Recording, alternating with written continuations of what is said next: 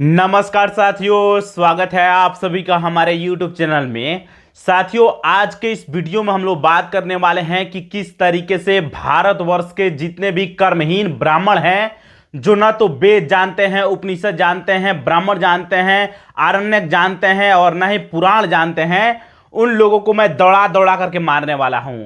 और सिर्फ धर्म के आधार पर वे मलाई चापना चाहते हैं, उन लोगों को मैं हिदायत देना चाहता हूं।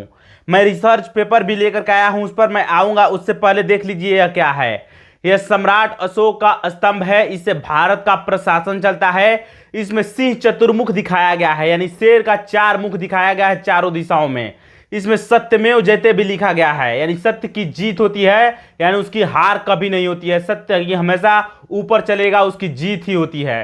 तो ये चीज़ ध्यान रखिएगा। इसके अलावा जो सत्यमेव जयते लिया गया है, यह अथर्ववेद के मुंडक उपनिषद से लिया गया है। इससे भारत का प्रशासन चलता है। तो ये चीज ध्यान रखिएगा।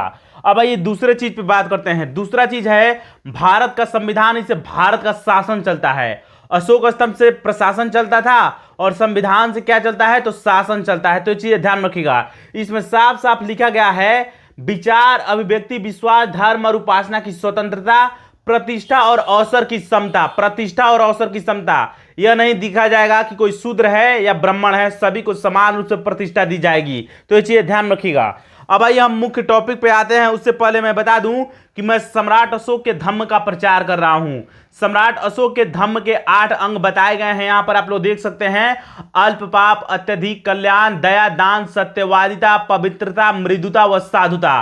तो ये चीजें ध्यान में रखिएगा। ध्यान में रखिएगा फ्रेंड्स, सम्राट अशोक का जो धर्म है वह कोई विशेष धर्म नहीं है, या पूजा पद्धति नहीं है, या कोई उपासक का समूह नहीं है। वह एक तरीके का बोला जाए तो एक तरीके का नीति है। उसको बोल सकते हैं पॉलिसी मेकिंग।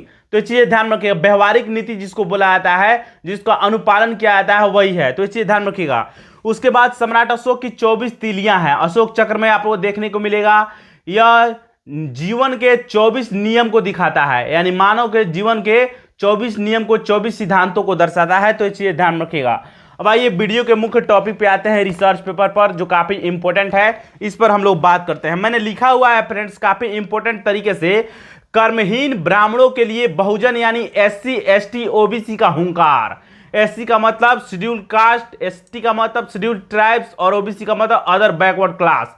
इन लोगों ने हुंकार भरा है। क्या है, तो मैंने लिखा हुआ है कि हिम्मत है अगर किसी कर्महीन ब्राह्मणों में, तो मात्र आरक्षण के बारे में कुछ बुरा सोच कर दिखाए।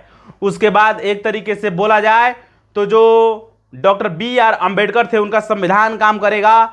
सम्राट अशोक का जो चक्र है वह काम करेगा, आपका जिह्वा काट डालेगा। एक तरीके से बोला जाए, मैं अपने आप को 21वीं सदी का बुद्ध भी कहता हूं और सम्राट अशोक के धम्म का प्रचारक भी मानता हूं। तो ये चीजें ध्यान रखिएगा।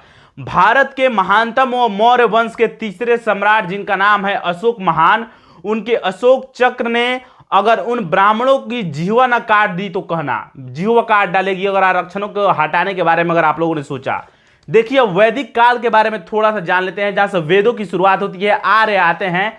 आर्यों की जन्मभूमि भले ही भारत न रही हो, लेकिन आर्यों की कर्म भूमि रही है। ये चीजें ध्यान रखिएगा। अनार्यों की जन्मभूमि है कर्म भूमि दक्षिण में, बाद में खदेड़ दिया लोग। आर्य लोग शक्तिशाली थे, वे दक्षिण भारत में खदेड़ दिया लोग। तो ये चीजें ध्यान रखिएगा। जन्म से ब्राह्मण जो होता है वह शूद्र होता है। आपको देखिएगा, वो ब्राह्मण नहीं होता है। ब्राह्मण के घर में जो ब्राह्मण जो जन्म लेता है वह भी शूद्र ही होता है। किस तरीके से, तो वो जन्म से ही कोई वेदों का पाठ नहीं करने लगता है, वो भी पैट में ही टट्टी करता है। तो इसीलिए ध्यान रखिएगा। और शूद्र के घर में भी जो बच्चा पैदा लेता है वो भी शूद्र होता है। तो इसका कालखंड माना जाता है 1500 से 1000 ईसा पूर्व के आसपास माना जाता है। ऋग्वैदिक काल के नाम से जाना जाता है इसको। तो ये चीज ध्यान रखिएगा।